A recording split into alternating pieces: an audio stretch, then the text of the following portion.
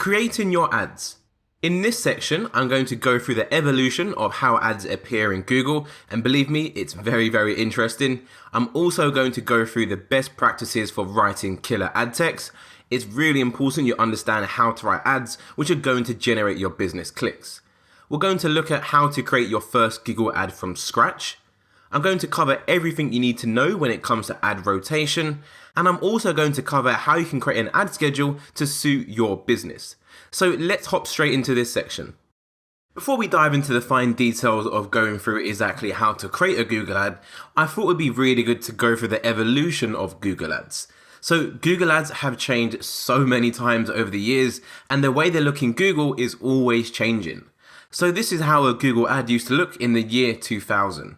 So some of you may be quite familiar with how this Google actually looks. It was quite clunky, messy, the ads always stood out. We had ads on the right hand side of the page with a nice little coloured section behind it. We had ads up the top, we had a whole banner up here as well. Just really old fashioned Google. Google since moved on from this layout and went to this layout in 2007. So as you can see, they removed the coloured blocks on the right hand side of the screen and actually added this massive coloured section behind the top three, which indicated these were ads. So as you can see, back in the day, it was very easy to spot a Google ad, which if you think about it, is not really a good thing for Google. If Google know the top results are ads, then people are less likely to click onto them because they're paid advertisements. So as a result, Google is going to make less money as less people are clicking on their ads. So over time, Google has been changing the ads constantly to ensure they're not as obtrusive. So this is another example of what Google went to in 2017, 2018. You can see they actually removed the whole colored section, and what they've done instead was simply add a little colored ad icon right next to the URL. So as you can see, this is a lot less obvious than what they used to have in the past. However, Google went one step further and they actually removed the colored section. So this is what it used to look like not too long ago, and if you look carefully you can see the top 3 results for this keyword, women's boots, are all actually ads. It is quite hard to see since they removed the coloured background, however if you do look closely you can see indeed these are actual ads. However, that wasn't enough to satisfy Google, so they've gone one step further, and what we have now to date is the black ad text which literally just says ad with no background colour at all. So as you can see, what we have at present is a lot less obtrusive than what we first had when Google launched Google Ads in the year 2000. So the main aim of Google is to get more people clicking over to the ads. So what does that mean for you as a Google Ads advertiser?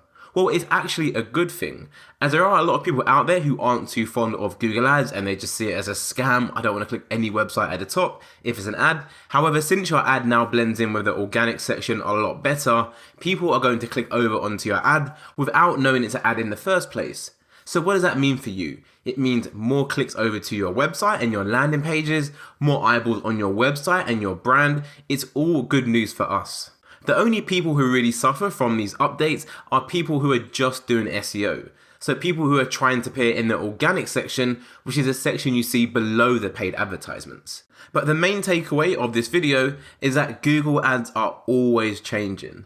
So just be aware of that, but that is it for now, and I'll see you in the next video where I'm going to walk you through the best practices for creating killer Google ads. I'll see you there. Google Ads best practices. So before we go over to our Google Ads account and actually create our first Google Ads, I wanted to go through the best practices first. So understanding this is going to help you so much when it comes to creating your first Google Ad. So let's dive into it. So a great technique you can use when creating a Google Ad is going to be highlighting what makes your company unique. So as you can see, I've gone onto Google and I typed in the keyword teeth whitening London. The ad in position 1 says white teeth in 10 minutes, UK award-winning whitening kits. The ad below that says Crest teeth whitening strips, next day post, 7 days a week.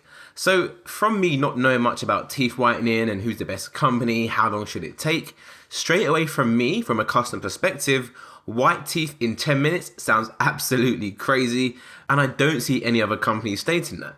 So as a result, I'm by default going to associate this as a USP with this company. On top of that, they go on to say UK award-winning whitening kit.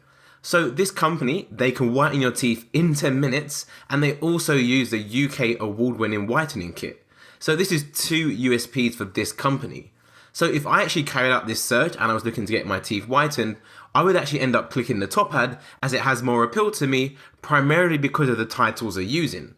White teeth in 10 minutes, and they use an award-winning whitening kit. That has to be a USP, as the company below has no mention of how long it takes to whiten your teeth, and on top of that, they don't mention that they use award-winning whitening kits.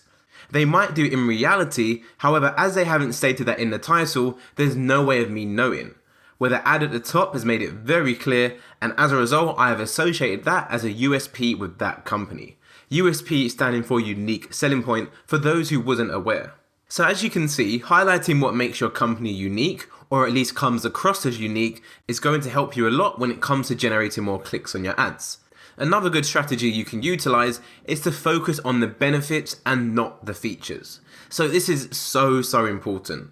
As you can see from the screenshot, I went over to Google and I typed in slip disc Essex. Essex being my local county in the United Kingdom, and slip disc indicating that I have a painful problem in my back. The ad at the top of Google says, slip disc, get expert pain relief fast. The reason why this ad is so good, as it focuses on the benefits of the service and not the feature. I have a slip disc, right? My back is in a lot of pain. This ad is telling me I can get expert pain relief fast. They're not just going to relieve my pain, they're going to do it fast. As a result, this ad is completely talking about the benefits of the service and not the features. If the ad was going to talk about the features, it could say things across the lines of, we can see you within 30 minutes, fast consultation, one-on-one. Although those examples are good, it's still nowhere near as powerful as focusing on the benefits. Let's imagine you go into a shop that sells vacuums, right? And then the salesman comes up to you and he says, we have this amazing vacuum, it's got twin turbo jet, suction power 500, 24-hour battery life, blah, blah, blah, blah. Shouts all those features and facts down your ears. And then on the other hand, you have another salesperson who comes up to you and they say, hey, we have the best Hoover on the market. It has the highest suction power possible and it hoovers up dirt better than any other Hoover out there on the market. On top of this, it's very lightweight, so it's very easy for you to carry upstairs and also clean the upstairs of your house. Which one sounds more appealing?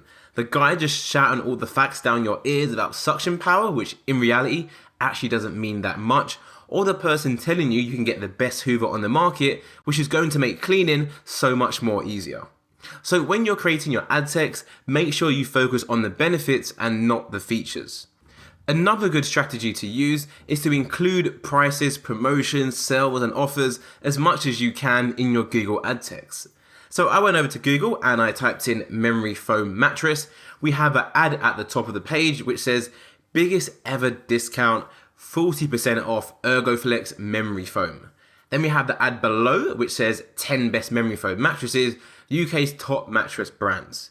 If I'm looking for a memory foam mattress, which I actually was a few months ago, then I'm going to be more inclined to click the top result, as the top result is mentioning a massive discount and promotion they're having. Where the website below who's running the ad, they don't mention anything to do with promotion or a discount, even though they might actually be having one. Can you see how this plays a big difference? So let's imagine you are the company at the bottom, compareyourmattress.com, and you're running 50% off on your website. If you don't state that in your ad, how are potential people supposed to be aware of your discount? The answer to that question is they're not going to be aware. So if you do offer any discounts on your products, if you've got any sales, promotions, any offers, do make sure you include that in your ad text to make it crystal clear to people who are searching for the products and services that you offer. The most important element is to understand if your landing page is relevant. What I mean by relevant is it relevant to the term you are bidding on? If someone goes onto Google and they type in memory foam mattress, if they click your ad, are they going to land on a page which is all about memory foam mattresses? Or are they going to land on a page which is about memory foam pillows? You need to make sure that the customer journey makes sense. It might sound very simple, but there's so many people that get this wrong. They'll bid on a keyword such as red raincoat. However, when the person clicks the ad, they actually land on a page which shows raincoats in multiple colours. It shows blue ones, greens, yellows. The person didn't type in those colours. Only serve the user what they typed in. This way you can ensure your ads perform to the optimum level and they produce the most amount of conversions and sales for your business. And lastly, another good strategy you can use is to add scarcity and urgency in your Google ad text. So this could be things like sale ends tonight, last chance to get 40% off, or even selling fast. These are just 3 ideas.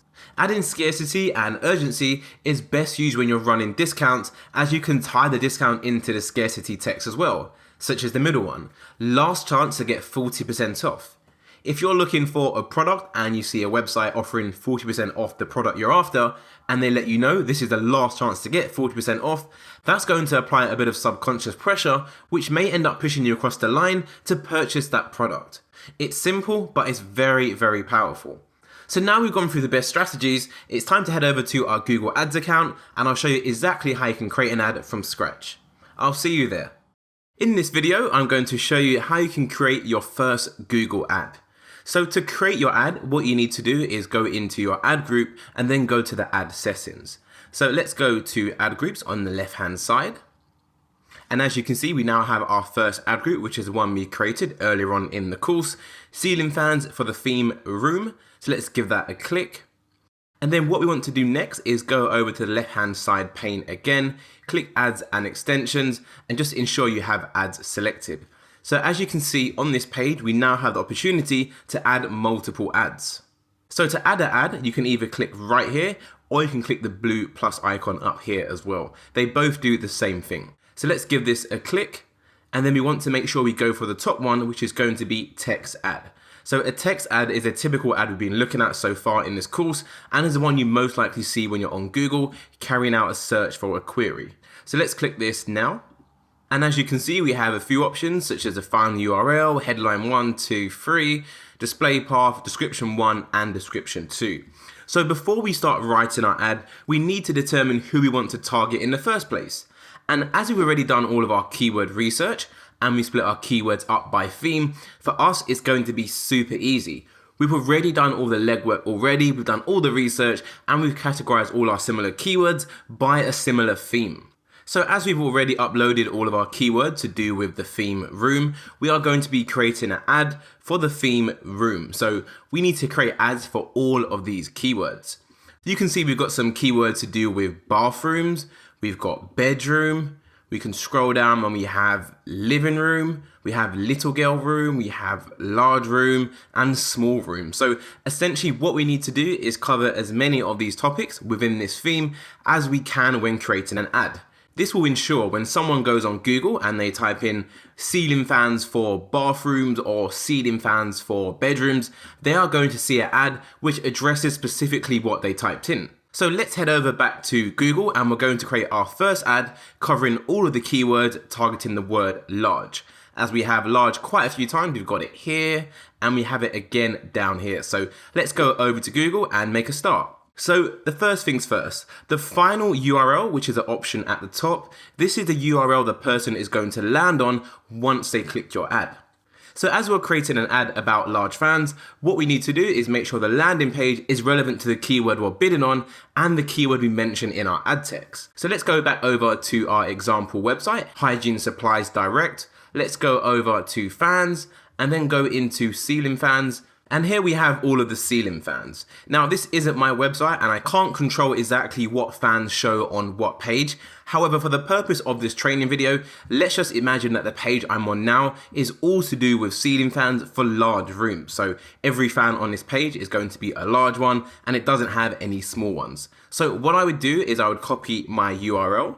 I would go back to the Google Ads and I put that URL as the final URL, as this is the URL people are going to land on once they click the ad. So the next option is going to be headline 1.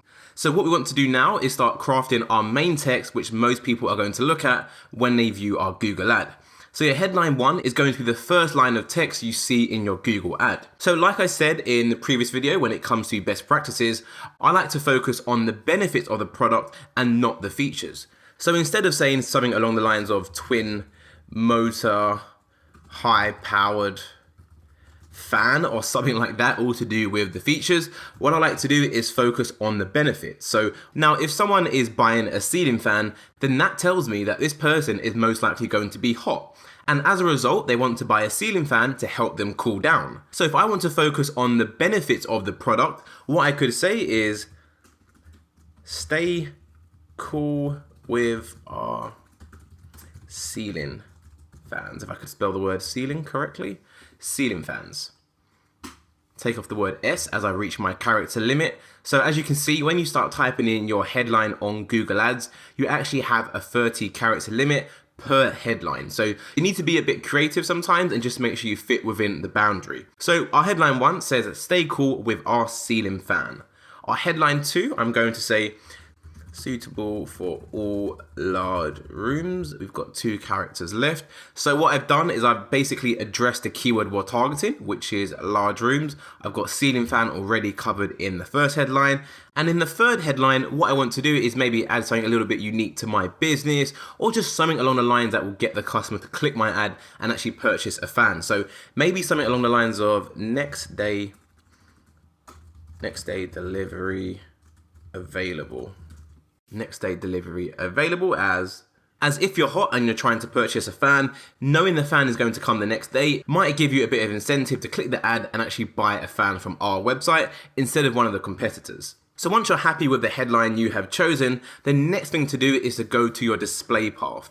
Now your display path isn't a URL the customer lands on, that is your final URL. The display path is a URL that Google shows the user on Google. So as you can see at the moment, we have hygienesuppliesdirect.com. So this is what the user sees. However, bear in mind, we're going to be targeting people who've gone onto Google and typed in best ceiling fan for living rooms or ceiling fans for large rooms. So what we want to do is make sure our final URL is relevant to what the person searched for.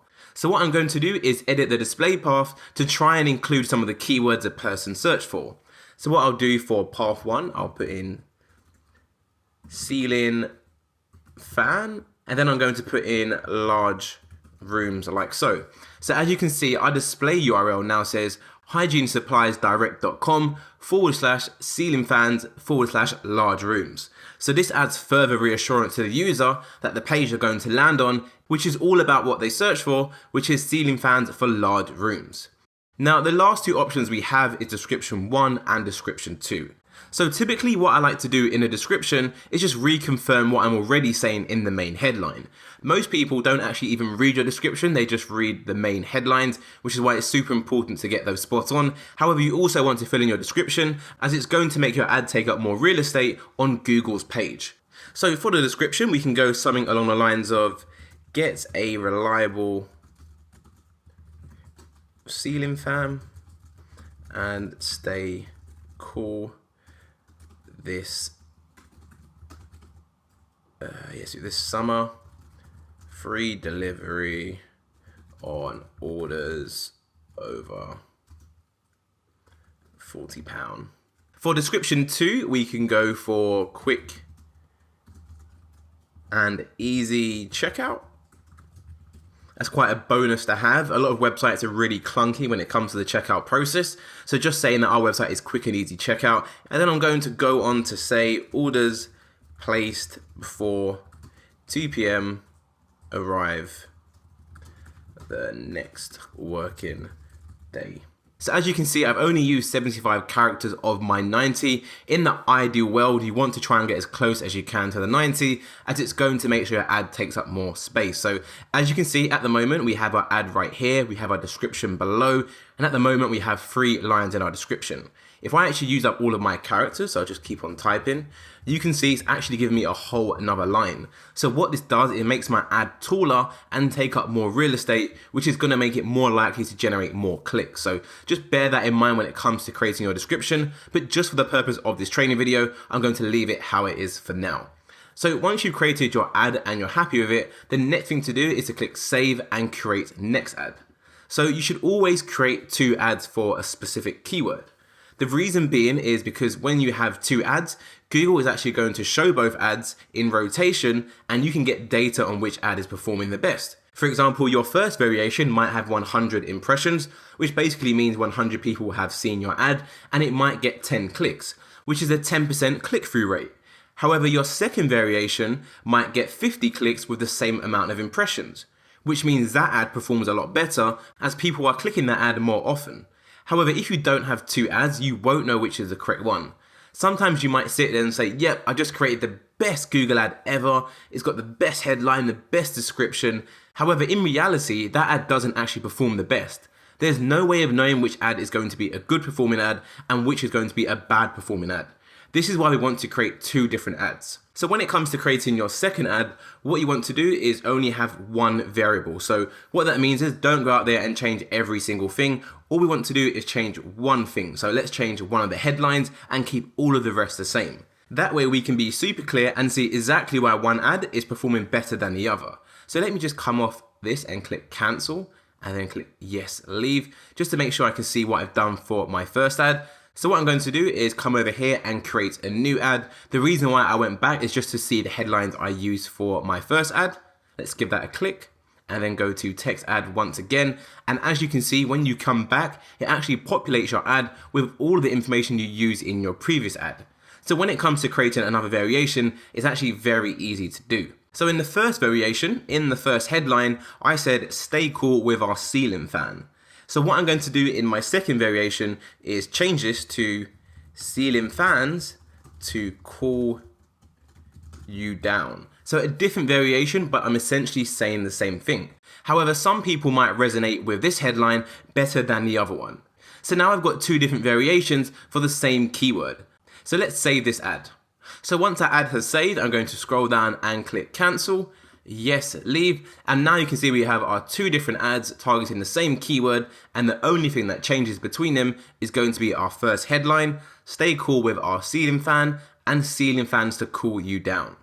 So what I'm going to do now is do exactly the same thing, but I'm going to do it for another different topic. So let's go back to my keyword research template, make sure I'm on the right theme, and as we can see, we have best ceiling fan for living room. So we've got living room up there. We've got living room again.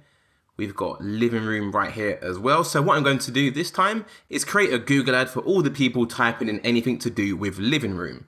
So let's go back to Google and let's create a new ad. Go for text ad.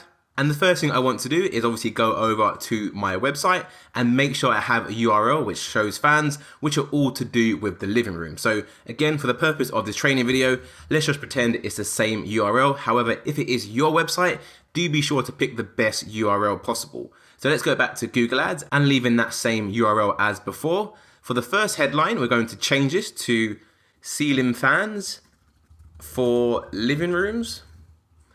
One character to spare, which is good. And then for the second line, we're going to go for stay cool this summer. I think sounds okay. Next day delivery available. This can remain as absolutely fine. For the display path, I want to change this to suit the search intent, which is all about living rooms. So what I'm going to do is change this part right here, large rooms to living rooms like so.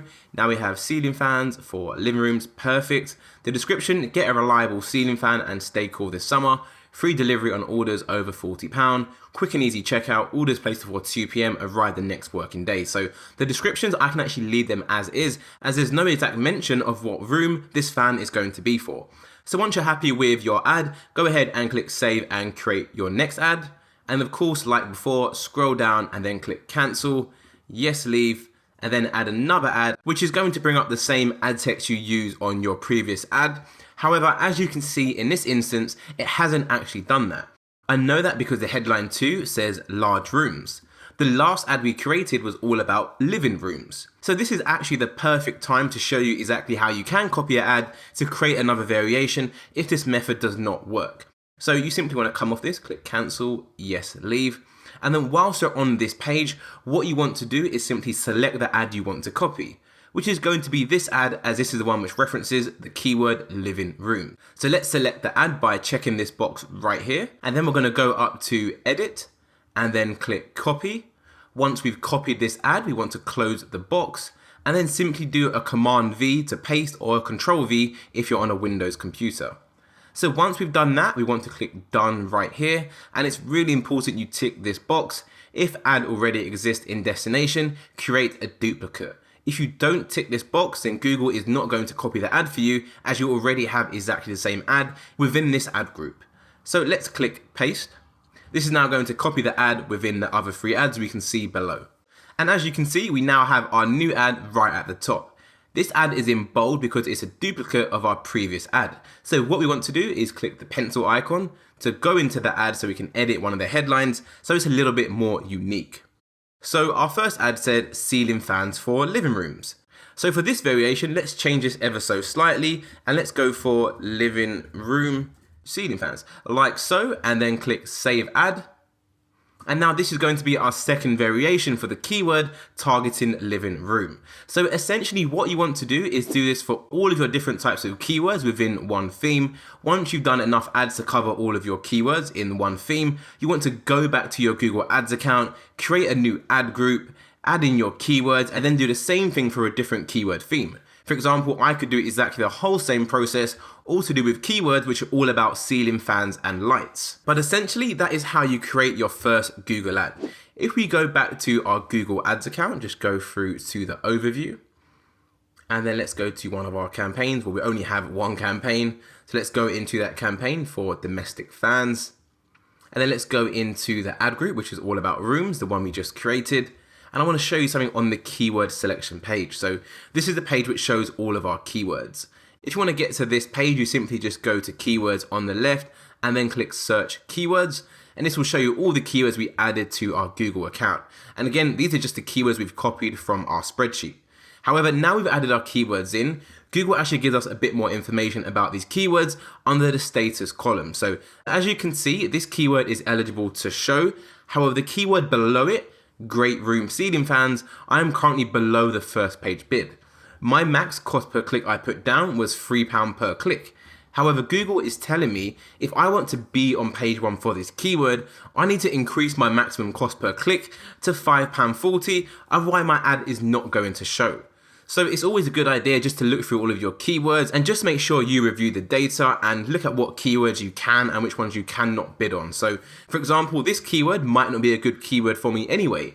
Maybe it's just too expensive and the product doesn't sell for that much money. So what I would do is simply click the keyword, go to the top, edit, and then click remove. And that is going to remove this keyword from my Google Ads account. If you ever did want to see the keywords you removed, all you need to do is go to the top where it says all but removed, and then simply click all, and it's going to show you all of the keywords you've ever had in this ad group.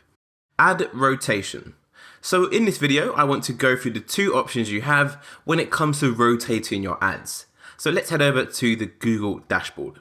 So to access your Google ad rotation settings, what you need to do is go to your overview and then go to settings on the left hand side. And then we have this column right here which says ad rotation. So by default, Google always selects the top one, which is going to be optimize, prefer best performing ads. The option below that is do not optimize and rotate ads indefinitely. The last two options are no longer supported, so when you're viewing this in your Google Ads account, you could just have the two options at the top. So to understand exactly what these two options mean, let's head over back to our PowerPoint slides and I'll walk you through a live example. So let's imagine we have two ads within our Google ad group. And also within that ad group, we have a few keywords we are bidding on, such as big ceiling fans for large rooms, ceiling fans for big rooms, and so on and so on. Now, all of these keywords can result in any of our ads being triggered. So if someone goes onto Google and they type in big ceiling fans, then Google can either show the user our first ad or our second ad. The whole concept of ad rotation is letting Google know exactly what ad we would like them to show to the user. Now let's just imagine that all our keywords added up in total over the course of a month result in 100 clicks. So if we went for the first option, which was optimize, prefer best performing ads, and our bottom ad generated the bulk of the clicks that month. So let's just imagine our bottom ad generated 70 clicks that month and our top ad only generated 30 clicks. What that means is our bottom ad is now our best performing ad. And as a result, Google is no longer going to show our first ad, it's only going to show our second ad to the user. Now on the surface level that might seem great as the ad that's getting the most clicks is going to be showed the most. However, what you have to bear in mind, from our perspective as a business, that doesn't actually give us that much information. The 30 people that clicked our first ad and went over to our website, they could have ended up actually buying one of our products. Whereas the other 70 people, they could have literally clicked our ad, went over to our website and bought literally nothing. So whilst it can sound great to optimize for the best performing ad, it's not always the best thing to do. What I advise you do instead is to do not optimize and rotate your ads indefinitely. This way, no matter what happens with your ads in terms of the amount of clicks they're getting, so your CTR, this way you can view all the data yourself and see exactly which ad is generating more conversion, so more sales and more inquiries for your business, and then make that the most visible ad. This is actually way more effective and way more smarter than leaving it up to Google to decide who's only going to be using the CTR as a main metric to decide which ad is performing the best. Do bear in mind, the longer you are running your Google ads, the more data and the more information you're going to have. So in the future, you are more than fine to go for the optimizer option. However, in the first instance, I do not recommend that. However, the choice is completely yours. If you'd rather not go into your Google Ads account and see what ads are performing the best, generating the most clicks and the most conversions, then you may just want to go for optimize your ads. However, as we're trying to learn Google Ads and be smart Google advertisers, it's probably not the best decision. We want to be proactively involved in our Google Ads account to ensure we're getting the best results possible. So what I'm going to do is go back to my Google Ads account. I'm going to go to Ad Rotation and I'm going to click Do Not Optimize, Rotate Ads Indefinitely. And as you can see, I have this warning message here from Google. Lower performing ads will run about as often as higher performing ads for an indefinite period of time. This option is not recommended for most advertisers.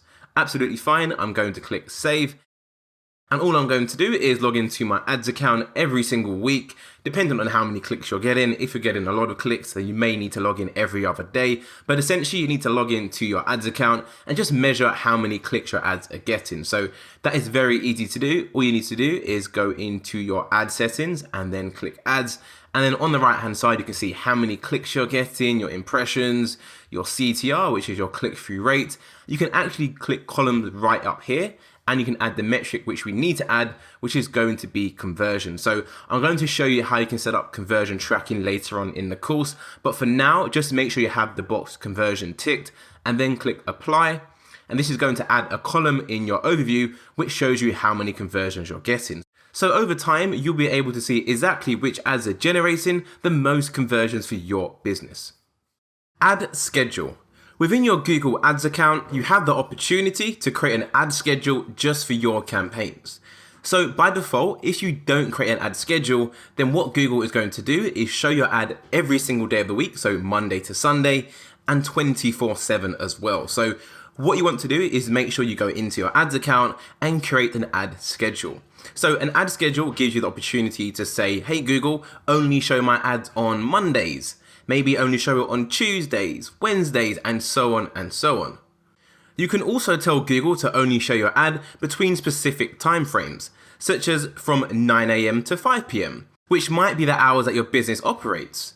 However, you can also go over your business operation timeframes and say from 9 a.m. to 9 p.m. The choice is completely up to you. So let's head over to our Google dashboard and I'll show you exactly how you can create an ad schedule for your campaign. So once you're logged into your Google Ads account, what you need to do is go to the overview section of your account, and on the left hand side you'll see we have ad schedule right here. So let's give that a click and expand the menu, and as you can see we have three options, or we have four in total, sorry. We have ad schedule, day and hour, day, and then hour. The one you want to focus on is going to be the top one, ad schedule. So to create a schedule, all you need to do is click edit ad schedule, and then we now need to select the campaign type which you want to apply the schedule to. So as we only have one campaign, it's going to be this one right here, domestic fans. But before I click this and get into all the details, it's really important to note that when you create an ad schedule, it's only going to apply to the campaign you select. So if I apply my ad schedule to this campaign and then 3 months later down the line I create a new campaign, this ad schedule is not going to be live on that campaign. So do bear that in mind if you intend on creating multiple campaigns later down the line. So let's go ahead and click domestic fans, and as you can see by default it says all days and from 12 to 12, which is 24 hours a day.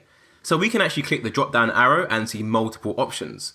So we can tell Google to only show our ad to users between Monday to Friday, which would be weekdays. We can say Saturday to Sundays, which would be the weekends, or we can go for one of the below options and pick a specific date.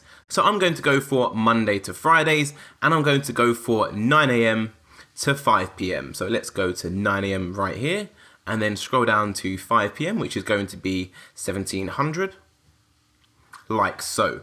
So I get a lot of questions from people saying, should I show my ads from the time my business opens? Yes, that is a good idea. However, you can also make your ads show maybe half hour before your business opens. So if you open at 9 a.m, then you can show your ad from 8:30, just in case you want to target anyone who's getting into the office early and you want to ensure you have the visibility and you have an ad in front of those eyeballs. It all comes down to preference. As it's a new account and we're setting up an account from scratch, we won't have any data to base our decisions on. However, when you've been running your ad for a long time, you can actually look at your ad schedule and see exactly what hours of the day are producing the most amount of clicks.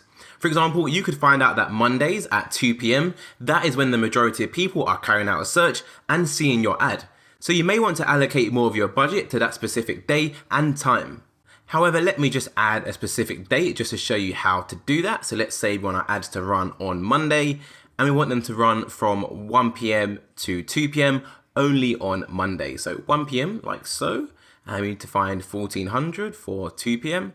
like so. So this is telling Google now to show my ads on Monday to Fridays and on Mondays only from 1 to 2. So as we have Monday in there twice, this is going to be a bit conflicting because in the top line, we're telling Google show our ad from Monday to Friday from 8:30 to 5 p.m. And then we're also telling Google actually on Monday, just show it between 1 and 2. So if you wanted to run your ad from Monday to Friday, so all weekdays, but on one specific day you want to go for a time frame, then what you need to do is add each day individually. So I would add Tuesday and I would simply put in 8:30 like so, and then go for 5 o'clock. And then do exactly the same thing for every day of the week. So add Wednesday and then add another one for Thursday and Friday and so on. So hopefully that gives you a good idea of exactly how you can customize and make your own ad schedule. If you want to delete any of the options you've just added, all you need to do is go to the right hand side and then click the X icon. Once you're happy with the ad schedule you've created, all you need to do is click save and that is now going to be added to your campaign. And as you can see, we can get tons of information about all of our ad schedules, such as how many clicks they're getting, how many impressions the ad is getting, so how many times the ad is being seen, the click-through rate, the average cost per click, the overall cost, and so on and so on. The average cost per click is actually quite interesting to look at, as there's actually a lot of client accounts I've looked at where the average cost per click has been cheaper on a specific day than it has in comparison to another day. So I highly recommend you set up an ad schedule and then review the data every month just to see exactly what's going on in your account, and that way you'll be able to make smart optimizations in the best way possible.